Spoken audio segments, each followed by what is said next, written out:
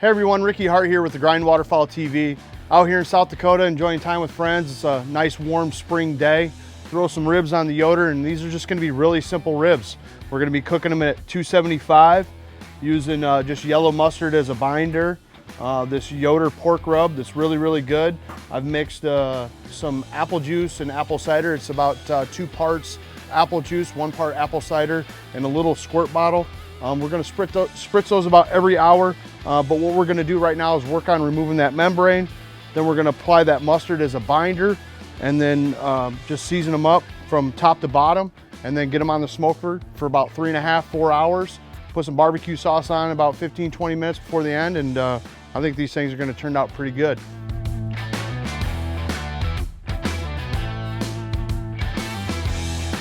Now I do like to I like to season the bottom. It's just as important as the top.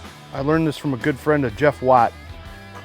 It's because the bottom of your tongue, when you bite into it, that's the first point in contact. So that's where the flavor actually starts when you bite through a rib.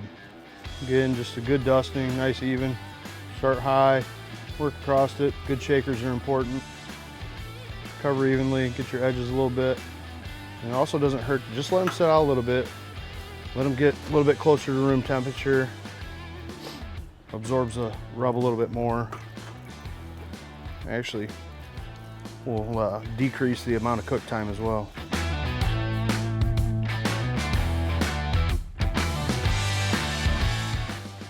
So what we're gonna do now, we've actually had the smoker going for probably a good 20 minutes. It's only about an 8-minute startup for it to get up to about 350 degrees, especially on a nice summer day. It's getting close to about 80 degrees here. We set it to 275. We got this awesome Fireboard app.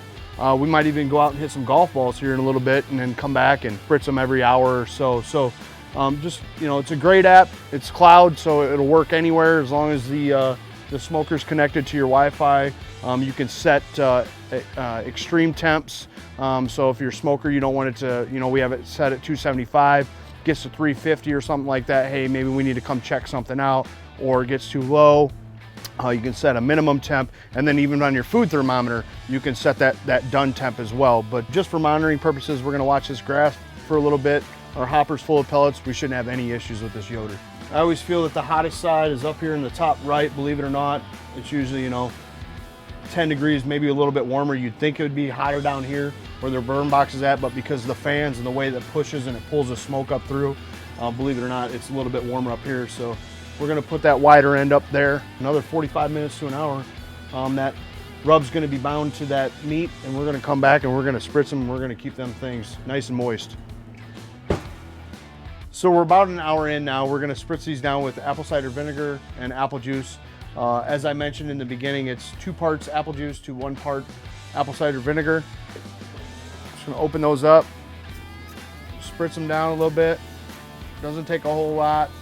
And from this point forward, you can do this about, you know, every half hour to hour if you want. And we're gonna do this here for about the next 2.5 to 3 hours or so, until those ribs get a little bounce to them. So we got some really good color here. We've been on about 3.5 hours or so. Bill's got some really good barbecue sauce, so I really liked it. So Meat Mitch's Womp sauce, so this stuff's really good.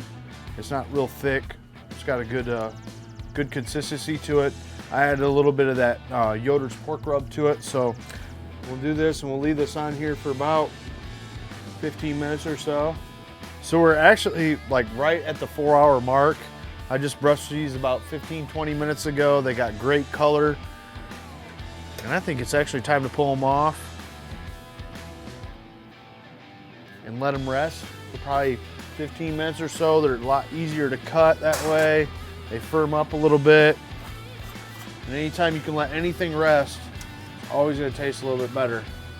So as you can see, phenomenal color, good texture, sauce just right. It'll be real good.